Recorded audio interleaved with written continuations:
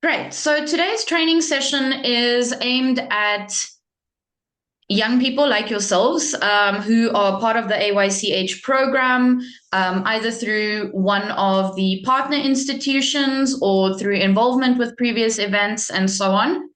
So we're really, really happy to have you here. My name is Lali.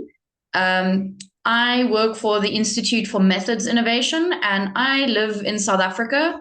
So I am in winter at the moment, which is why I'm wearing a jersey. The rest of, or at least Europe, is having summer at the moment. So it's pretty cold where I am. And then Daniela, my colleague, or Dani as we call her, she's our director of communications at the Institute for Methods Innovation, and she'll be introducing herself in just a second. I am assuming that you would have all received the invitation, but just to remind you, today we are looking at some communication training. So I specialize in content writing mostly. So I'm a former journalist. I am trained in writing and that sort of level of communication, while Dani is more on visual communication. So together we make a pretty interesting team in terms of the outputs that we can create together for projects. So yes, today we're here to share a bit of our experience with you.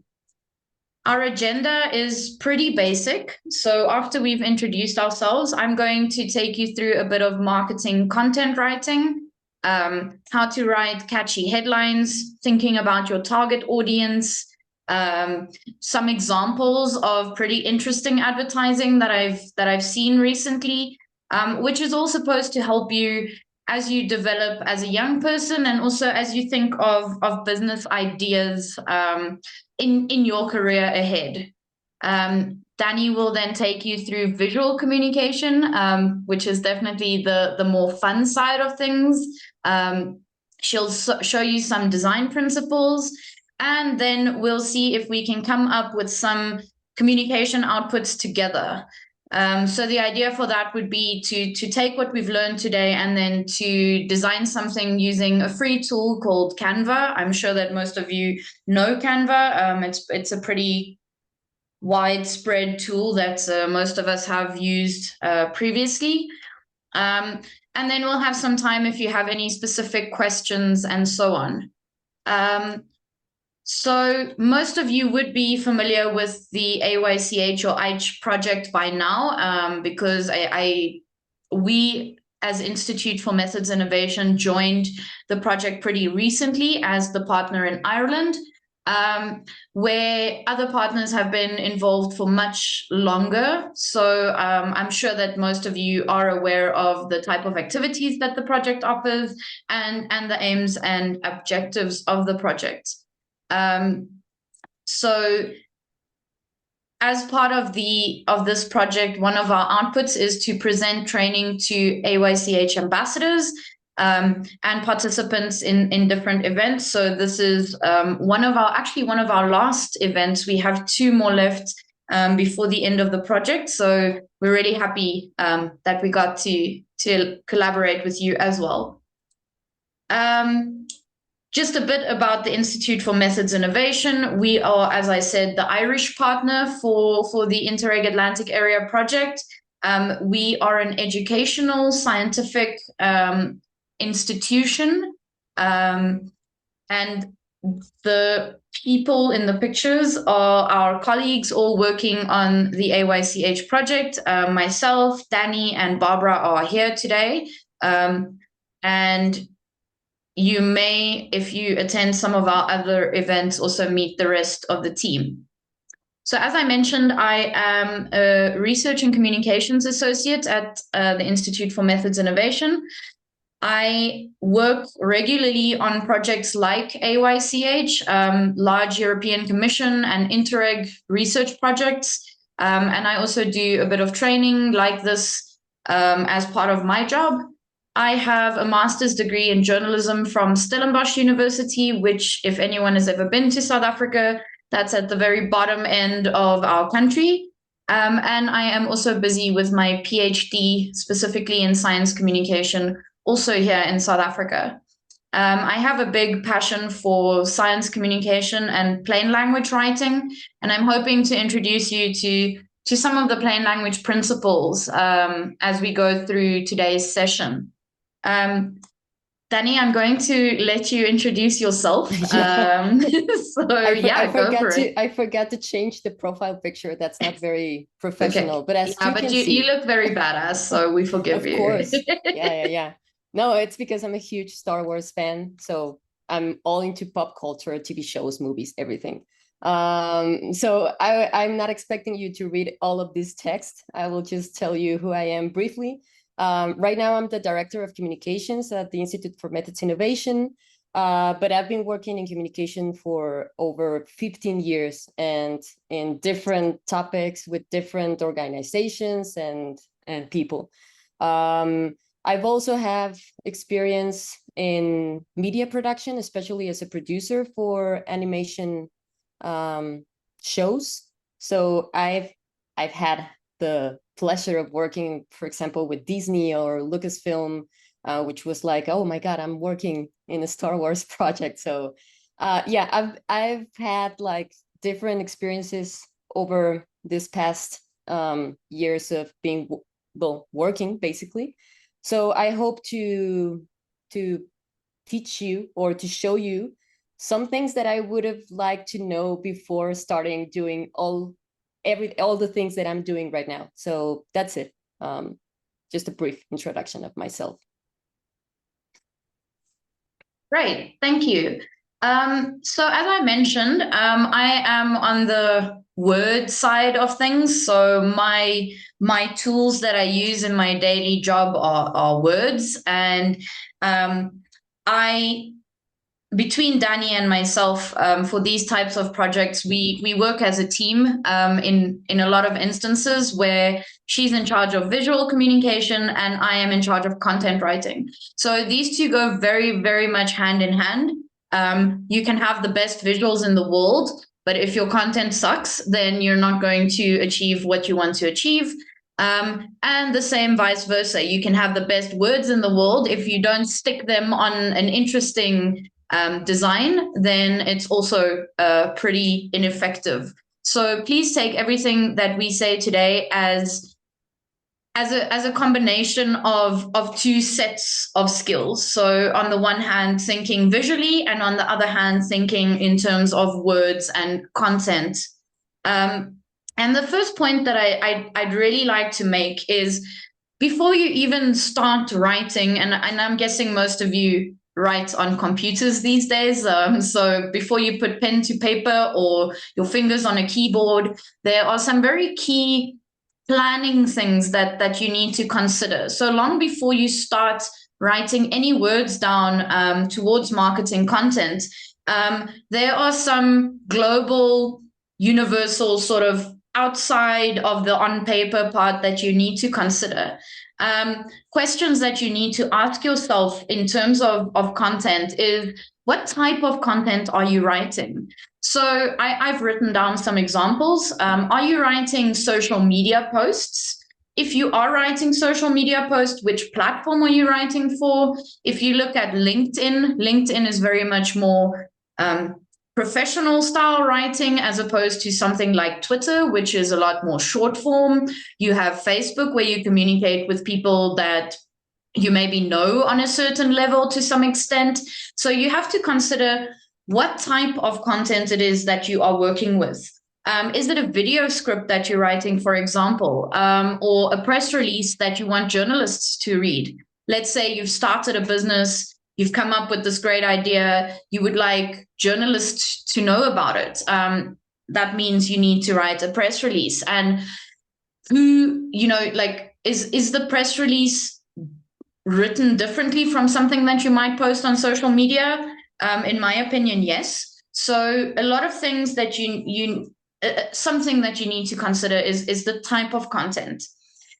Along with that comes, what is the purpose of the content that you're writing? Are you writing to inform people, or do you have another goal?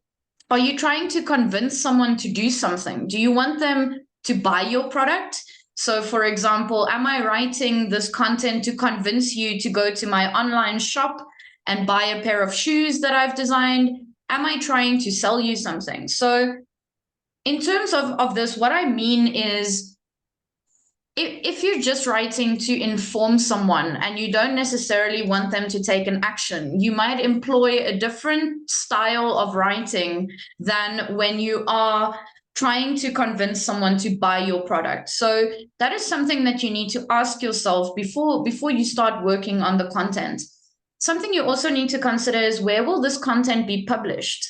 Obviously, you would like for a press release to eventually be published in a newspaper or on a news platform, or even become a TV story at the end of the day. And you need to kind of brainstorm amongst yourselves where you think that this content needs to go.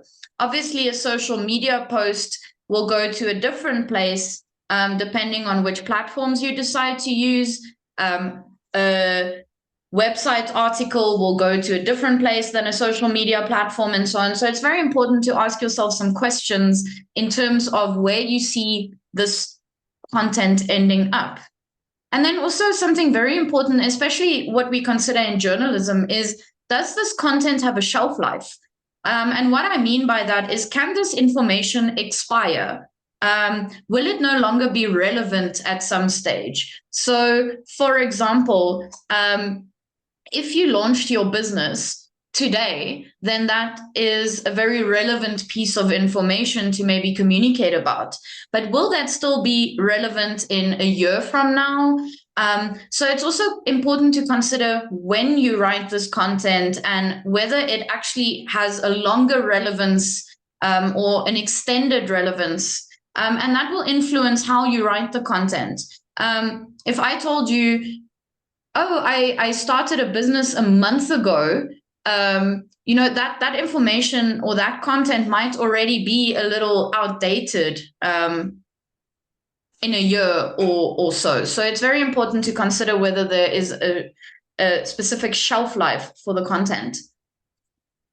Then, once you've looked at the type of content that you would like to create and you've considered where this will end up, another very important thing to consider is your target audience.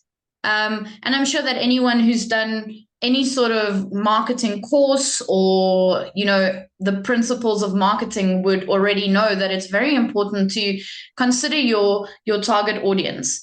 And some of the questions that you need to ask yourself on a content level, so before you start selecting certain words to use in your content, you need to ask yourself the following questions.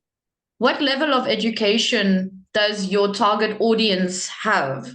It doesn't help you're targeting, for example, primary school children, but writing at a level for someone who has an advanced university degree. So it's very important to meet your audience where they are in terms of their level of education. You also need to consider whether they have any prior knowledge of the topic. So, for example, one of the examples that I'll use is that Danny and I previously worked on a project that has to do with water sustainability. Now, we're both communications people, and we don't know very much about water technologies, and we had no prior knowledge of this topic. So what we had to do when we were writing the content is to write for people like ourselves who might not know very much about the topic. If you're writing for someone with a PhD in water science, then you're obviously writing very differently than for someone who is a primary school child and doesn't have any experience in this specific topic. The next question that you want to ask yourself is, has the target reader ever come across this kind of content before? Let's look at your grandmother, for example. If she's never been on social media, is there a chance that she might not understand the kind of content that we are trying to post on social media? So you have to ask yourself the question, has this person come across this kind of writing or information beforehand? Also consider whether the person is motivated to read your content. And what I mean by this is, it links up with the next question about your emotional state when you're reading. So, for example, if you've been the victim of a crime, let's say you were robbed or your car was stolen or your bicycle was stolen, you're going to read a piece of information very differently than if you were in a relaxed state, let's say waiting to get your hair done or your nails done. So you need to consider what is the frame of mind of the person reading this content. For example, I live in South Africa and we have a very high crime rate. So if I am the victim of a crime, I'm going to be much more confused, maybe irritated, maybe rushed to find information than I would be if I were just sitting and waiting to get my nails done and I'm reading a magazine that happens to be lying around.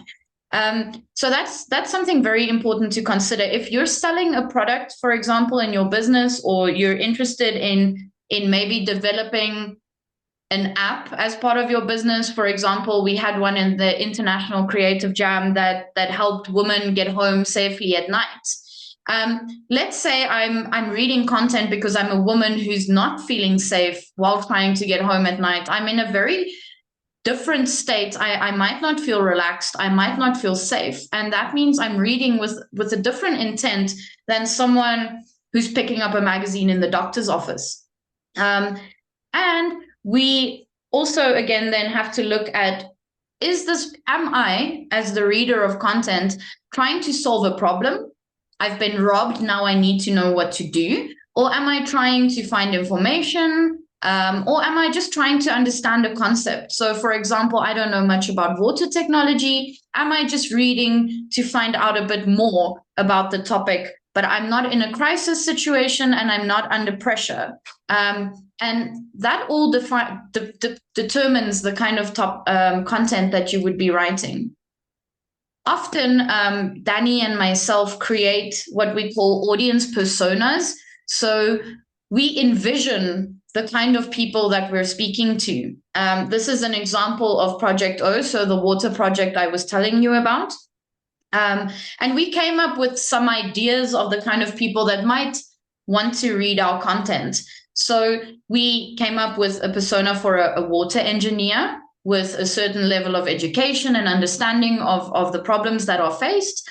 We came up with a recent high school graduate who might be interested in sustainability issues.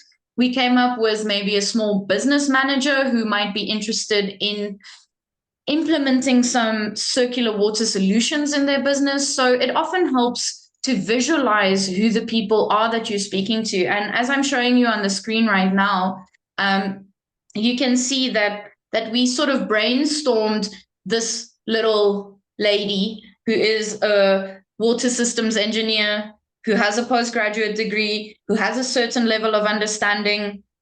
And often that helps to just visualize who you're speaking to, because that means that you can tailor your content for someone that you already have in your mind. So that's often a very useful tool that we use in our daily jobs.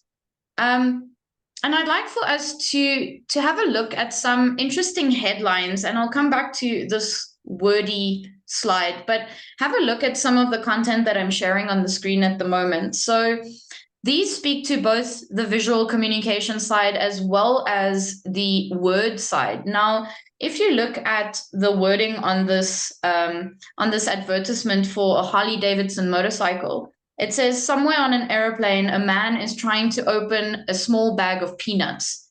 Now, already you're seeing from this visual, the open road, someone with a lot of freedom, someone enjoying a hobby that they really like to do. And the words fit so well with the imaging. You know, it's a short sentence. All it says is, you could be on a small airplane seat trying to open your little packet of peanuts, and this is the alternative. And I think that often headlines work incredibly well with visuals, and you cannot have them separated from visuals, but there are ways to creatively write headlines so that the images are amplified, and the images also then amplify the words that you use. Here's another example that during COVID, so Starbucks, a brand that we all know really well, is writing about a very current topic at that stage, so COVID-19, and they say, "Thank you for wearing a mask in store." Now, you might think that that's not the most creative headline ever, but if you look at the writing on the cup that they have there, it's obviously someone who spoke through a mask while ordering their coffee, and the person couldn't hear the name that they had to write on the cup. So again, the visual playing very strongly with the wording, and that will always be the case in marketing type content, is to make sure that your visuals and your words work together. If you look at this one, I quite enjoyed that. So it's an advert for Nutella, the chocolate spread, and it says, "Please do not lick the page." And that's obviously written in Nutella. So it's also, again, very striking headline, making a very strong case for the brand, very little other wording, but using the visuals or the words as the visuals, which I find really, really interesting. So just to go back to compelling headlines based on the examples that I've shown you, you can see in most cases it's kept pretty concise. So short sentences, especially for headlines, using power words. So do not lick the page. That's a pretty strong sort of wording to use. If you look at the context, that sort of play between the visuals and the words, that will always be important. You often appeal to people's emotions. If we look at the Harley Davidson advert, it's obviously for a very specific kind of person who is comfortable with freedom and the open road and so on. And you're playing to their emotions of being stuck on a tiny airplane seat versus the open road, freedom, getting to do what you love. So it often helps if headlines appeal to people's emotions. Also, creating a sense of urgency. You could also ask a question.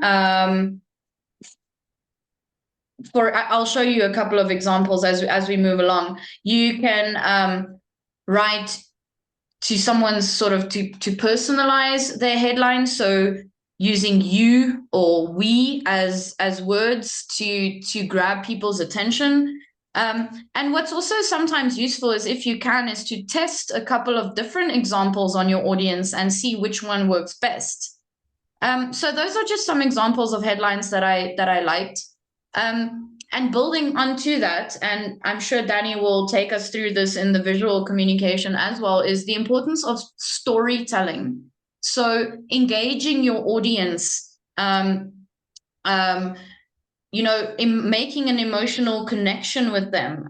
Stories often evoke emotions and create a connection with the audience. If someone tells me a story of something that happened to them or a problem that was solved using a product, I'm much more likely to be invested or interested in that specific solution because someone I know and trust told me about it, or because the story was appealing to me. And often marketers use that to show value and the benefits of their products in a way that people can relate to, and that leads to more engaging sort of marketing content.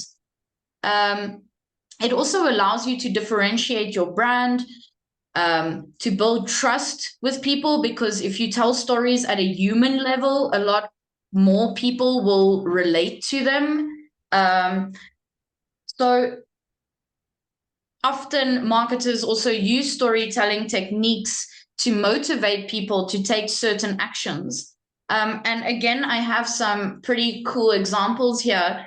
If you look at the power of testimonials, the one with Marilyn Monroe, I mean, she's an incredibly well-known person, or was an incredibly well-known person. And I challenge a lot of people to try and find someone who doesn't know her. And if she says, yes, I use the specific brand of shampoo, it might be more captivating than not using the storytelling angle, because I mean, she's beautiful, she has great hair, she's really famous.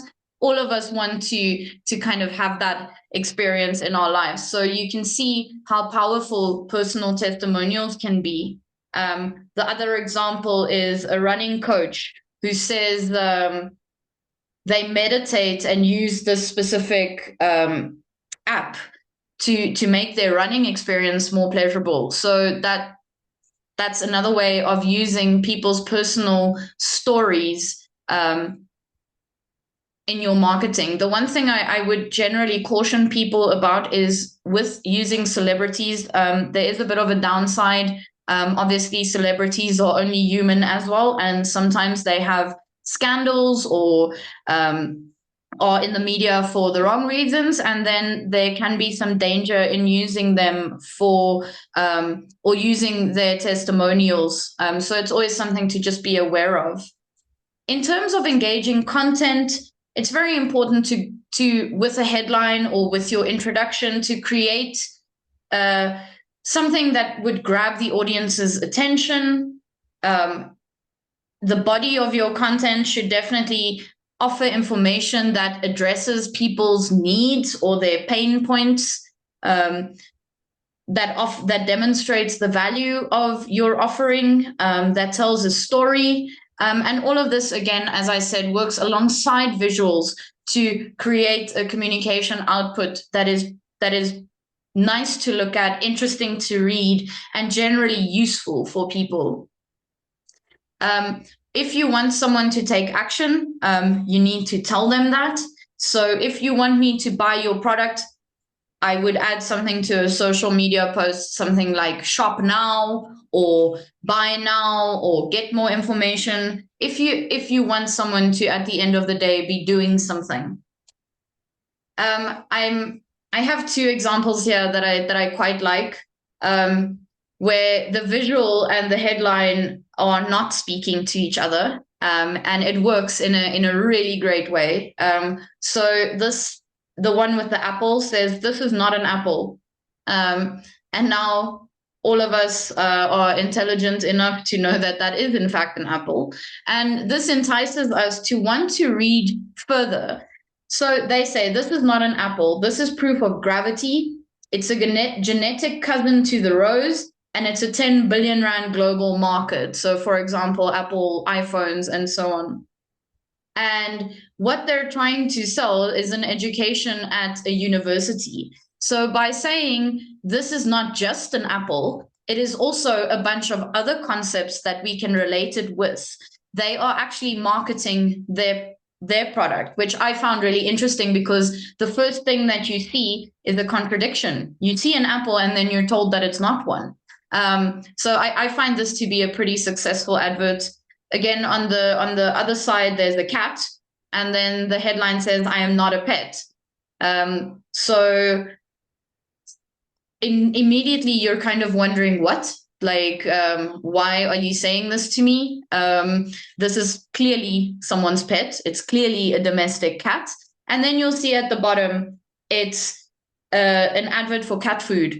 And it makes the point that cats are not only pets, they're also parts of the family. And that the whole idea around pets and owners is silly, and that it's a family concept. So pets are part of your family, and that's why they deserve premium food like Eames, for example. So just some examples that I found pretty interesting on a marketing level.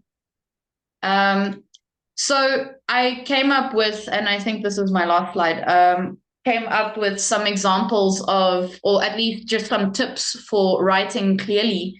As we discussed in the beginning, it's important to have a clear purpose with your content. We write differently for different platforms, and that's something that we always need to consider. LinkedIn versus Twitter versus Facebook all have different styles, different audiences. We need to understand our audience's language. Is it a formal sort of situation? Is it more serious? Is it fun? We like to write content that is positive, that speaks to people's sort of more positive side. Do not assume that your audience knows what you know. So always make sure that you're very clear in your logic. so that you don't make jumps that the audience doesn't understand. Meet your audience where they are. So if your audience is on TikTok, I would definitely encourage you being on TikTok to meet them on platforms where they are comfortable and in words using content that they're comfortable with. Always make sure that you check your spelling and your grammar. It often helps to read content aloud to yourself. I know it sounds a bit silly, but I very often read loudly to myself, and it's quite amazing how your ear picks up on different different problems when you're reading aloud. I wrote keep it short where possible, but shorter sentences do not equal better to understand sentences. So make sure that you are using a mix of longer and shorter sentences to clearly describe what you are trying to convey. And often sentences written in plain language are much longer than more complex short sentences. So longer is not necessarily worse. Just make sure that your writing is understandable. And again, if you want people to do something, tell them. Also, make sure that you, for example, on social media, if you do have a longer piece of content that people might be interested in reading, share a link to your website or your LinkedIn page where people can read that. Don't just copy and paste the full text onto social media, because you might end up losing people who are not interested in the longer bits of information. Okay, that is essentially what I have to say. I don't know if everyone feels like maybe just taking a 5-minute break. If not, Danny, then we can get into your bit of the visual communication. Yeah, sure. So how do you feel? Do you feel like you can still continue with this? Well, Continue. Yeah. Yes. Yeah. Awesome. Okay. So Lali, are you okay, I'm gonna share the screen then. Wait for me because okay, so it's share screen. Here we go. Okay, so now that Lali talked about the writing side of things, of course, we need to talk about visual communication, which sometimes is, well, I wouldn't say, Lali said that it would be more interesting or more fun, but I don't know if in the end it is that fun. And I'll tell you why. Okay, so first, I want to talk about the importance of visual communication. You know, for sure, I don't know, maybe you think about whenever you take a newspaper, like an old newspaper that probably you guys don't even know about, but those that were printed and you could buy on the streets, they were all texts and some images here and some images there. And right now we're consuming tons of communication outputs. So you really need to stand out from the rest. So it plays a super important role in capturing the attention of people. And also, in case that you are thinking of, I don't know, do you have a company in mind, a startup? Visual communication is very important because it also helps you to enhance your brand identity. The branding is super important nowadays. So, okay, I'm gonna talk to you. I'm gonna present you some basic principles of graphic design that I wish I knew when I was starting in this like field, because I didn't mention it, but I'm not a graphic designer. I studied psychology, for example, for my bachelor's degree, and I ended up working in communications years later. So I think of myself like a self-taught designer, which I don't like the word because of course I'm not a graphic designer, but these are some of the things that I've learned through the years. So okay, color is super important in whatever visual communication output you're designing, and it is essential to understand the fundamental principles. So color in specific, color can be super tricky to get it right, because you could feel the urge to use a bunch of different colors because they all look great and you really like the colors of the rainbow, but it doesn't work like that in graphic design. So using the right colors and the right number of colors is key for anything that you will do. So whilst using the rainbow colors is great, I don't know, for drawing when you were children, it's not the best for social media posts or whatever you're working on. So for example, yes, you can use colors sparingly to highlight some important information, and we're going to see some examples right now, but don't use more than 5 colors in a layout, and I'm going to show you why. So take a look at these examples. For example, the first one on the left, can anyone tell me how do you feel when you see this? Do you know how to read it? Do you know where to start and where to go next? Is it easy to understand? Is it easy to read? I don't know if anyone wants to. No. No. And what do you think is that?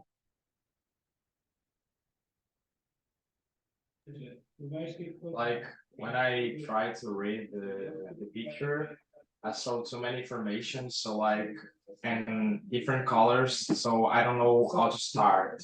Like Exactly. I don't know how to start Exactly.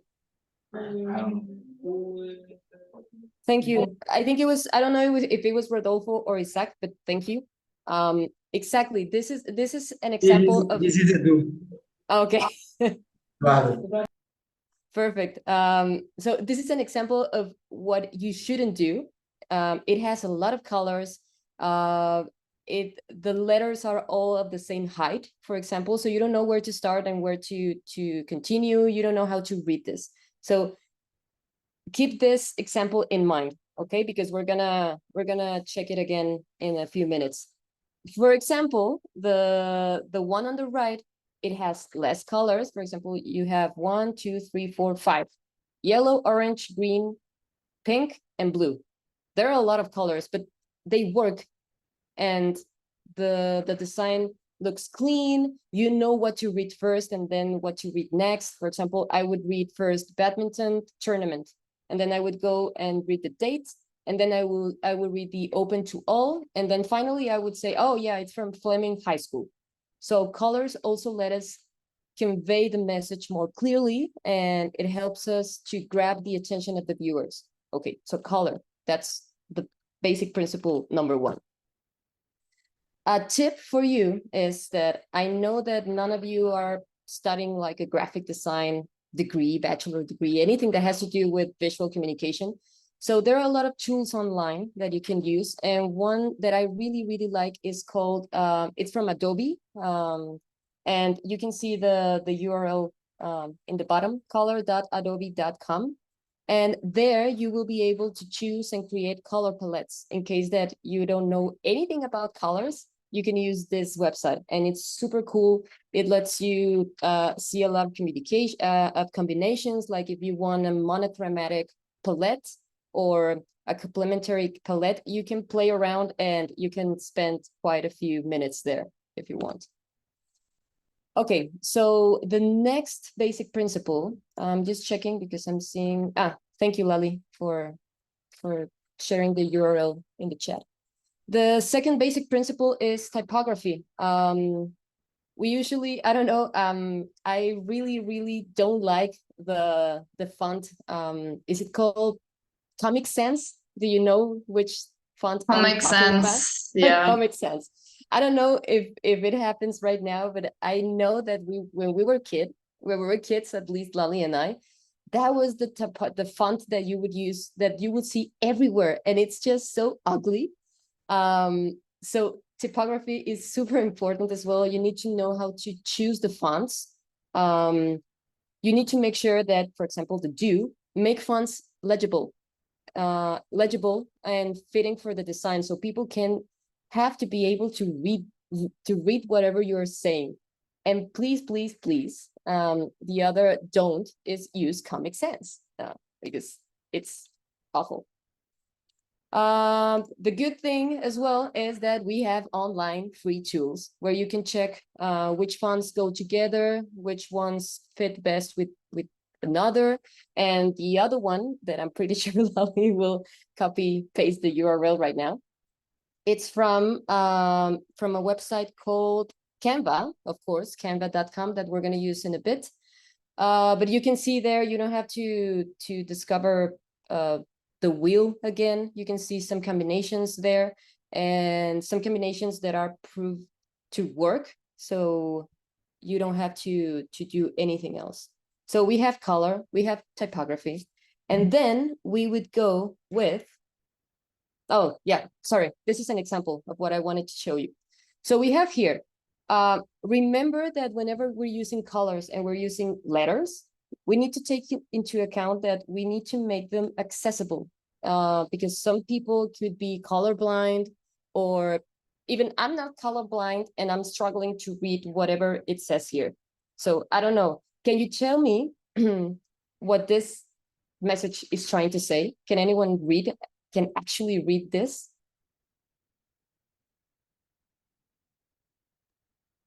I mean, I'm guessing no.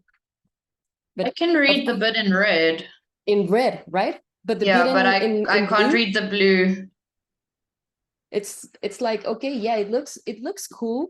It looks like something that would catch your attention, but in the end, it doesn't work because you can't read it. You can read the part in red, creators of great websites, and then the part in blue, it's like, I don't know. So for example, if you change how you use the colors, then you will see that it's a lot more easy to read whatever you were trying to say.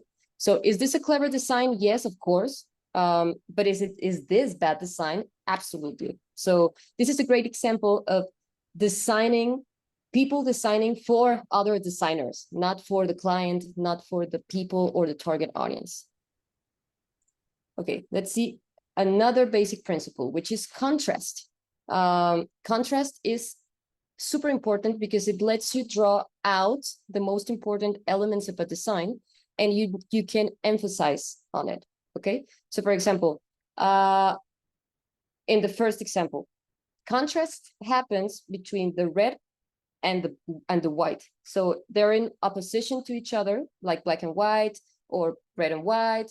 Or for example, in fonts, you could use a thick font and then a thin font, modern, traditional, etc. So high contrast can help guide the viewer's eyes to the most important parts of your design first.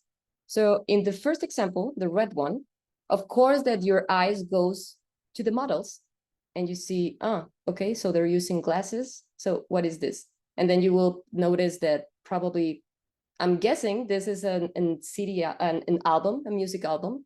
And then on the right side, you will immediately go to the text, find the light in the darkness. And it works really well because it's a really clean design and it gets to the point. Okay, so it's contrast as well. Now, this is super important, and this is something that I think it was Edu that that was able to see in the first example. Do you remember the first example where you didn't know what to read first and then what and how to continue? That's because they weren't using hierarchy in a correct way.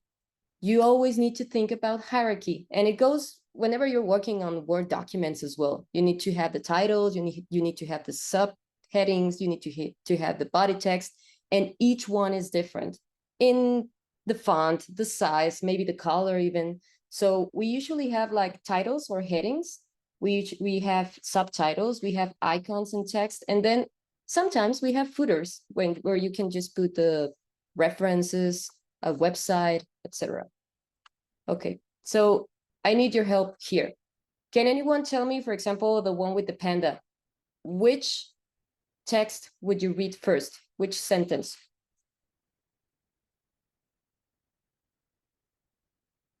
I need someone to talk, and not you, Lali. I'm just checking. What part would you read first? The one with the panda. National Endangered Species Day Conservation Talks. Exactly. And then what would you read next? Connected to my My 21, 9 a.m., Exactly. 6 p.m. And then, For more information, visit and the link and why do you think that you started with the National Endangered Species instead of the Hogan Wildlife Organization? because it's the focus. Yeah. So that's what I mean with hierarchy. You need to make sure that, okay, so I have the text that I need to communicate. What's the most important part of text that I need people to read first? Because remember, right now, I don't know, if you see something and it doesn't catch your attention in the first 2 seconds, you will just scroll down and just move on with your life. So you really need to pay attention to this.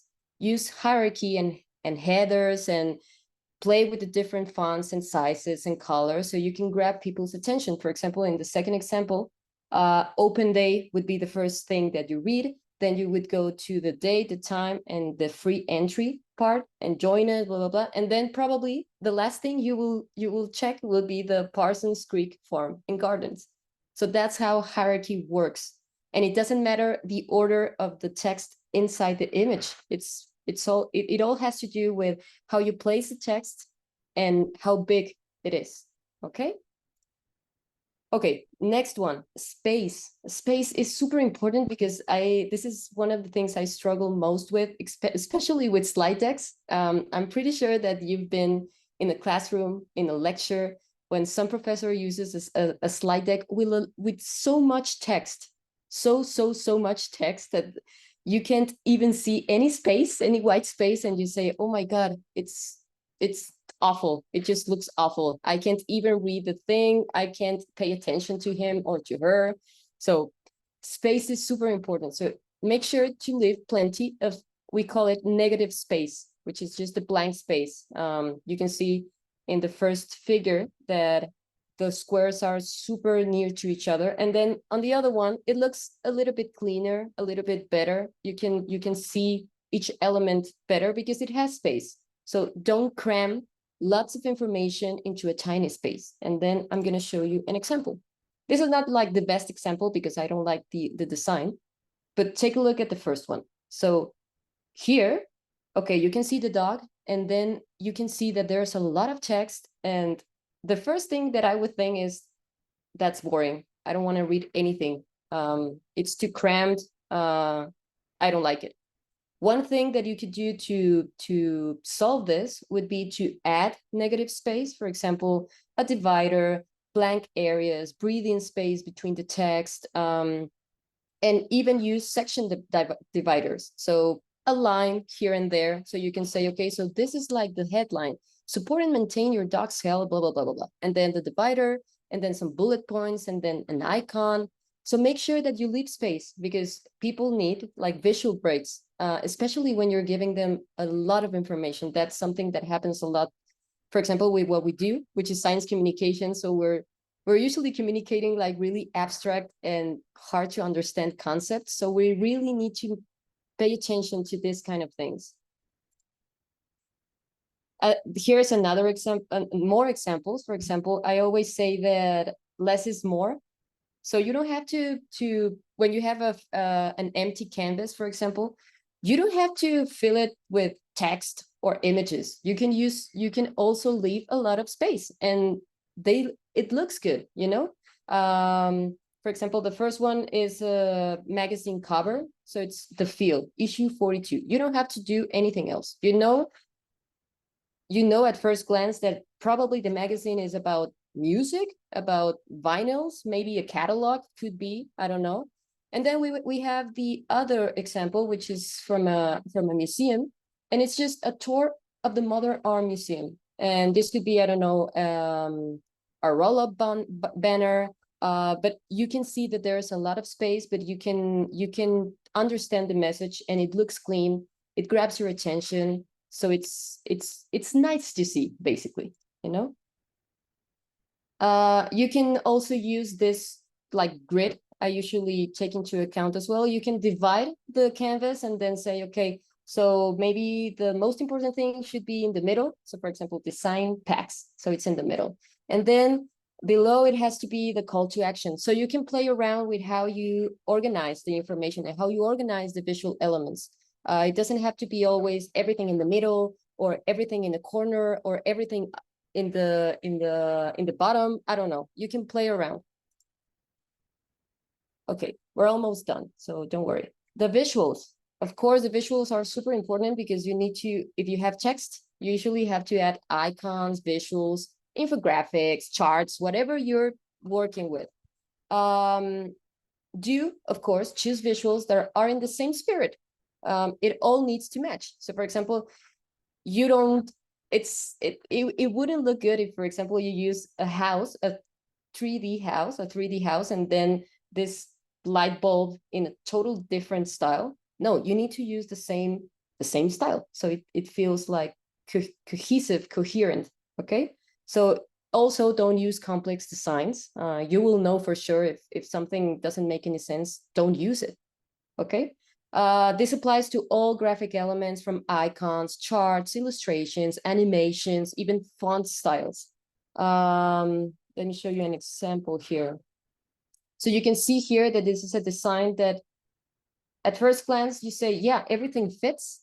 Everything, the icons have the same outline. The buttons, well, the buttons, the one that says step 1, for example, are the same, have the same color, have the same font. You can see that there's like a visual order and everything seems to go together. Nothing stands out like, oh my God, why did they use that icon, that weird icon there? You can see that everything is in its place. And that leads us to simplicity. Always aim for quality over quantity. Less is more, always.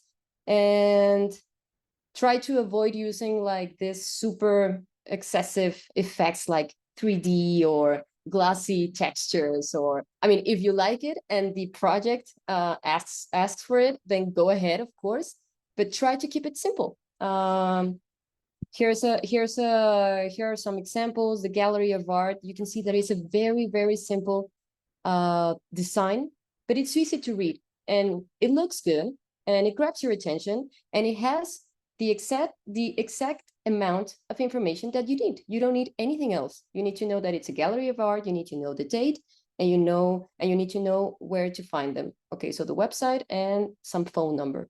And then the one on the right, I really liked it because it's super simple, but it's minimal and it looks so clean.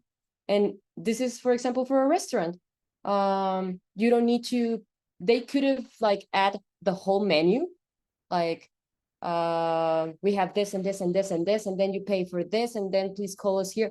No, it's like we are grabbing your attention here, order now, and then we can give you all the information that you need. So you can do that. You don't need to cram your designs with a lot of information as well. Okay, finally, this is very important, and I'm pretty sure that you will know this ahead of time, but I always struggle with this. I usually produce things for social media, and I don't know why, but social media, like image sizes, change all the time. I don't know why Facebook can't stick with the same like image size. No, they have to change it like every 6 months. So it's super important for you to stay up to date, because otherwise, I don't know, maybe you could start designing something with a specific size and then you upload it, I don't know, to Twitter, and then you will find out that it looks pixelated or blurry. So you can avoid that if you need like an image of a certain size for each output. Okay.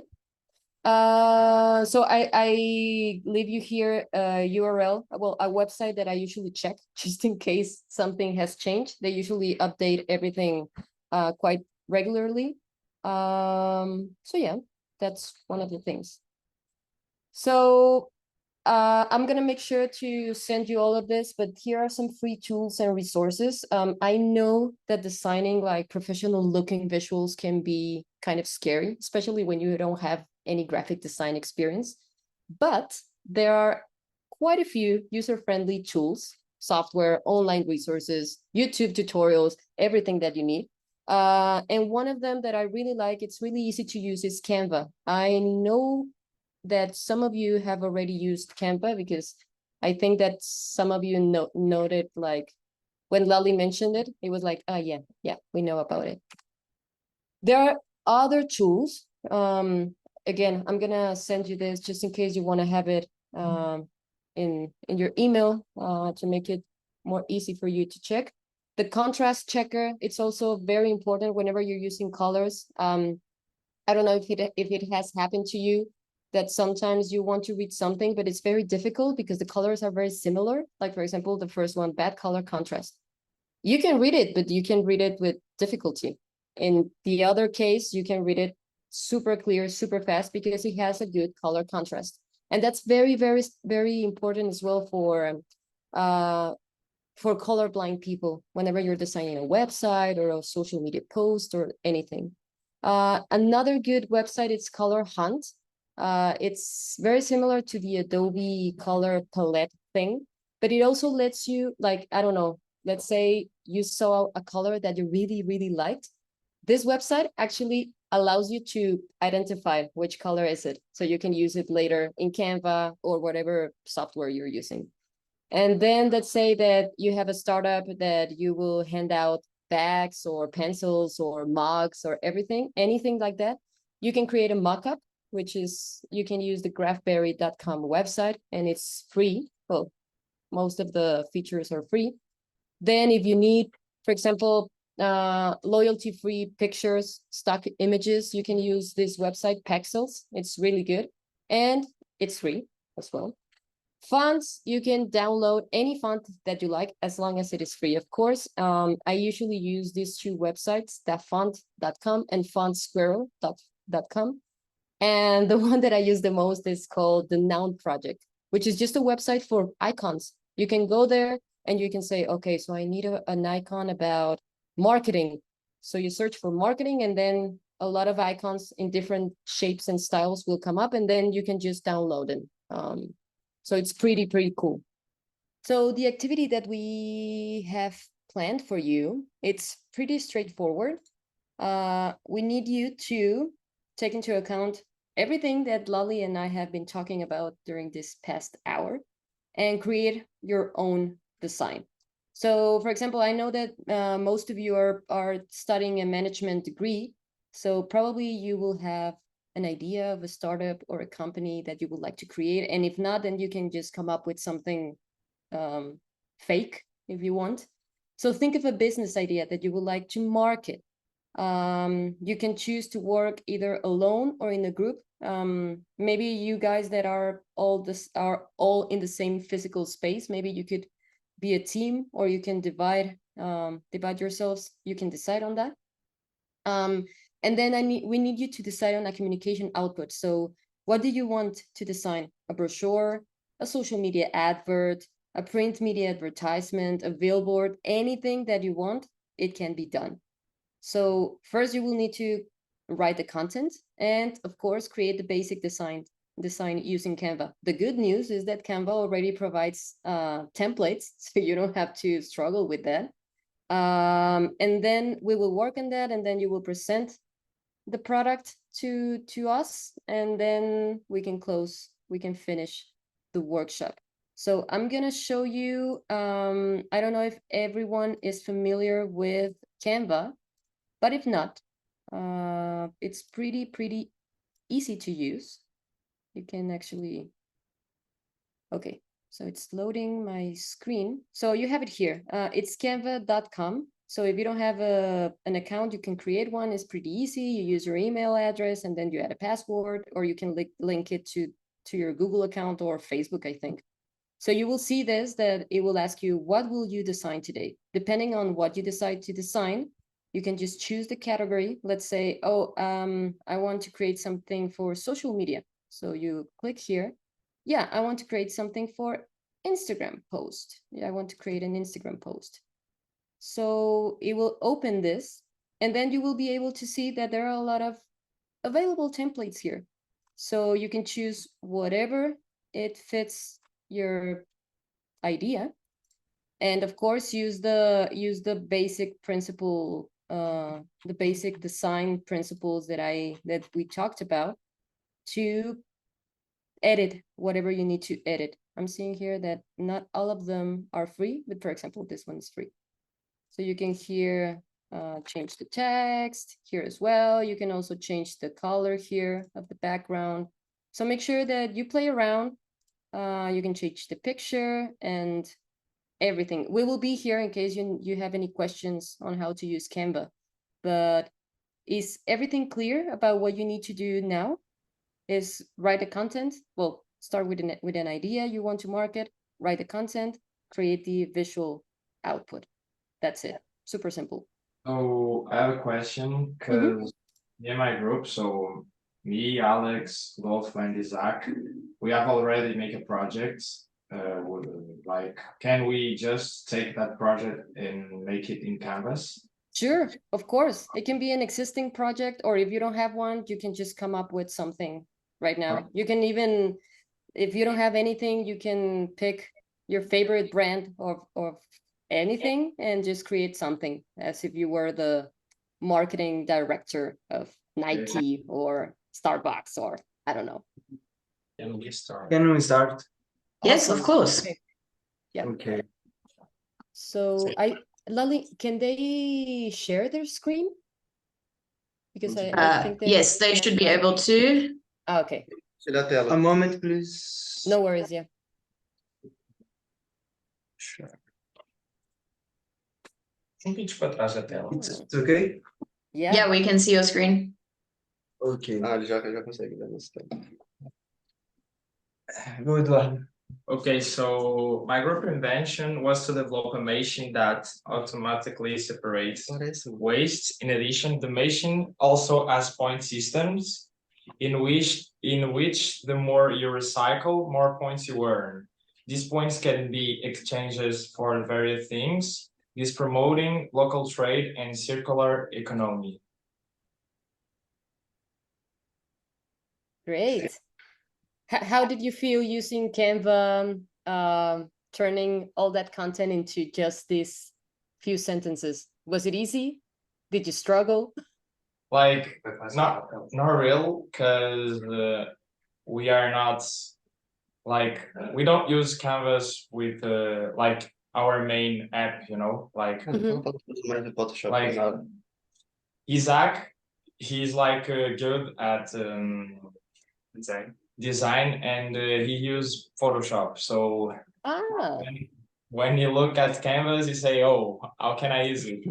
yeah, it's very limited. Yeah. But I didn't know that we had kind of an expert here. So yeah, of course. I have one question just on the words. It says machine that separates waste automatically. So like Yes. how does that work? Okay, look, imagine in the canvas you can look picture of the machine like do you know like the hole you Yeah, put yeah. the weight Mhm. and with the artificial vision the machine recognize the waste and separate the waste like in the good place like plastic with plastic, glass with glass, papers with papers. Wow, that's impressive. Yeah. And let's say that I get like a huge amount of points. What can I do with the points? Can I purchase Imagine. something or Like we can place more than one machine in the country. So like if I place one machine in the central shop, like with a shopping, you can exchange the points of 15% of reduction in one shop like Nike or 15 or like one ticket to one movie. Like with that, the people will go think like if I recycle, I will have benefits. So Mhm. I'm going like Great. Yeah, that's a great idea. I really like it. What happens if this is just out of interest? It's not a content question. What happens if something goes in there that it doesn't recognize? So like so food waste or actually, something. I have to think about it like 1 month ago because that's a really good problem and I have found a solution. If the machine don't recognize the object in the screen, in the right of the picture, we have a screen and like the machine will ask you, what is it? Like if you put a bottle and if you don't recognize the bottle, that will ask you, is it a bottle? Is it? And you say that it's a bottle, and the machine will like learn that's a bottle, and the like if you redo the thing, the machine will learn. So Fantastic. Yeah, there is awesome. And do all pieces of weight count this waste count the same amount of points, or do some count more than others? like we're gonna think about it, but we have an idea to the points convert about the weight that you put. Like if you put like I don't know how to say in English, but if you put more than me like in weight, you will win more points than me, because that's not matter if I put 15 bottles and you put one bottle, but the one bottle is more weight than mine. Great. The one comment I would just have in terms of the words is on the logo, eco bin seems to be one word, and then in the text it looks like it's two words. So I would just be consistent with that. Yeah, and I do have some feedback. I really like that you use the same color palette of the logo for the other elements, like the leaves and the circle outlined and everything. Of course, in Photoshop, I'm guessing that you also have the logo in the other color. I don't know. Right now it's white, so you must have it in also this like green teal color. I'm just asking because I would have used the logo without that background, so it looks cleaner, maybe. So you would use the logo in the color green without the background. I don't know if I'm So like the inverse. Yeah, In the our inverse. project- Yeah, exactly. In our project, the logo is the same like in Canvas, but we have to do fast, so we don't think about the form like the photo. No. Yeah, don't worry. I mean, if you plan to go further with this, I would recommend that you create the alternate version. So you just have it just in case that remember that we talked about contrast. So it would be good to have the two versions in case you need to create more visual outputs and stuff like that. And the other feedback is that, for example, as a potential client, I would have loved to understand, okay, because I know the more you recycle, the more points I get. But I would have added a sentence just like the more points you get, or get a 15% off in your next purchase if you win, I don't know, 15 points, something like that, something more marketing. Like a call to action kind call of to thing. action, yeah. But it's great because the idea is great, but when you explain that, I was like, oh yeah, that's like the hook. That's what I would like to know, because I would then say, okay, so I can bring my waste here and then I will save some money in the store. But I understand that it depends on the store and the location of the machine, so I totally get it. But it's a really good work. Okay, thank you. Thanks. Thank you, team. EcoBin team. Thanks. Okay, next up. Who wants to go next? Beatrice, go share the screen.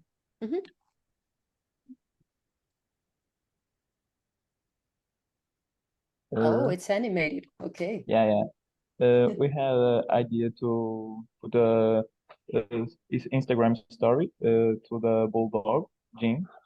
Our idea was we are at the summer, and we put the water crossing our screen, and our focus is at the darkness, because the bulldog bottle is really darkness, and is the black colors and the white, and this is our focus. Yeah, it looks great. So what do you want to, you just want to let people know, like, hey, drink our gin this summer? That's the main message? Yeah, this is our message.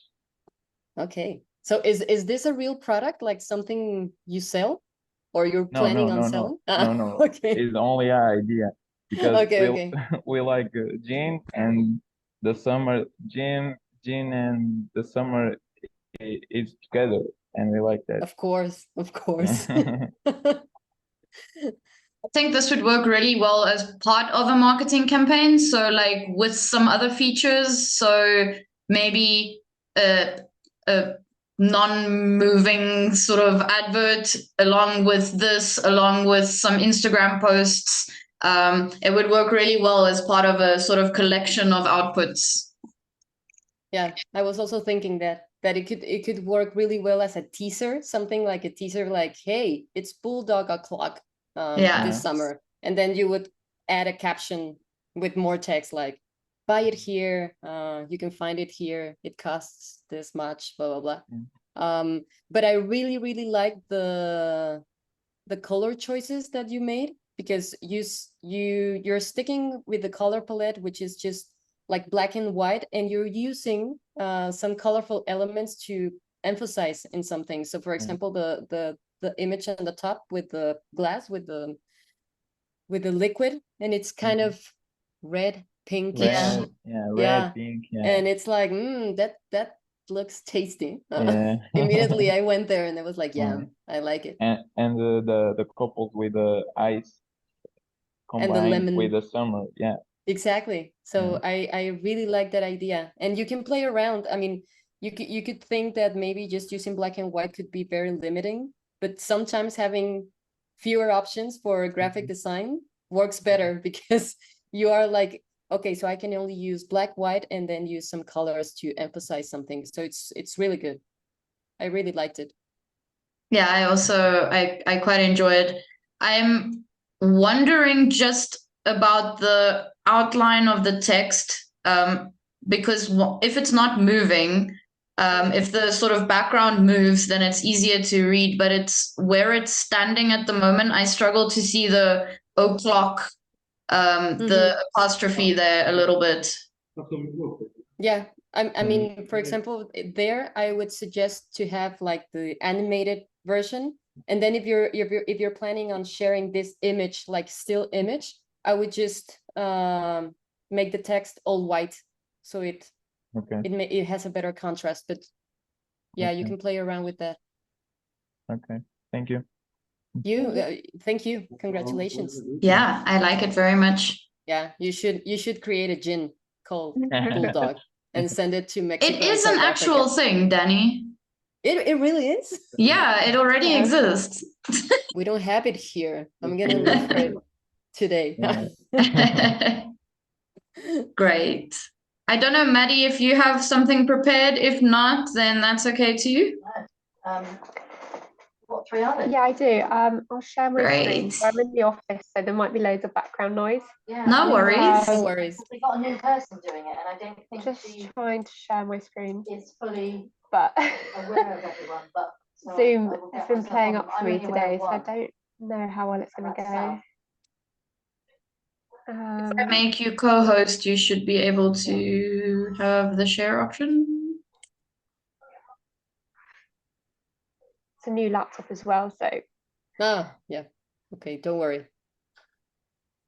it's asking me to. I'll have to show you on my phone. It's going to be really bad, but it wants me to close my whole laptop down to be able to do it. So I'm really sorry. Don't worry. This is going to be really bad. But it's a project I'm actually working on at work. So we're doing a summer youth-led music festival at a place called Exmouth. So this is a social media post to advertise it, basically, to get young people and other people to come along. So in the caption, I'd include things like where it is, the location, who's welcome, so it's a free community event, and let them know what's going on there. But I just tried to keep it really simple, but with the key information. So that's a social post I've sort of created for it. I really like it because for me it's a really clean design and the key information is there. I mean, you know what it is about. The image makes sense, of course, There are young people playing the guitar and something else, I think. Yeah. And the colors are really good because you have really good contrast with the black and white and then the yellow and black. And so I can read everything perfectly fine. And you can tell that it's a really good design because I can see it clearly. I know what it is about, even if you're showing it to me using your phone. Yeah. Yeah, I agree. I really like it. I think there's a good balance between the words and the images and the headline. I think that it's really well thought out. Yeah. And does it say if it's free to I mean, I'm guessing it's free, right? It is people free. It's not actually on the image though. I could have put maybe a little circle with free in it on the image, but I would include it in the sort of writing Yeah, underneath. in the copyright. Yeah. But Yeah, because another tip that we usually, well, Elali and I work together, of course, and we usually send each other whatever we're working on. And it's like, does it make sense? Do you think people will have any questions if they see this? And then sometimes it comes like, yeah, you didn't put the date, or you don't say where they can sign up for the event. That happened recently with one of these events. So sometimes it's good to show it to someone else, and that goes for everyone. Always show someone else what you're working on to see if there's like immediate feedback of something that you're missing. Yeah, it works really well just to sort of spitball with someone else, or at least just have a fresh pair of eyes. I find that with the content I write, it gets pretty tiring after a while to look at the same content over and over, and then you start missing things. So for me, it works really well to just have someone else have a quick read, and ask the sort of obvious questions that you've long since known, because you went like, oh yeah, it's a free event, so you've obviously known this. It might have just slipped your mind to add it, so it's always useful to just have a quick sort of discussion before sending it out. Definitely. But yeah, I think everyone's ideas was really good with the amount of time that we had. I'm pretty impressed. I'm not sure I would have performed well with so little time. Thank you all. Awesome.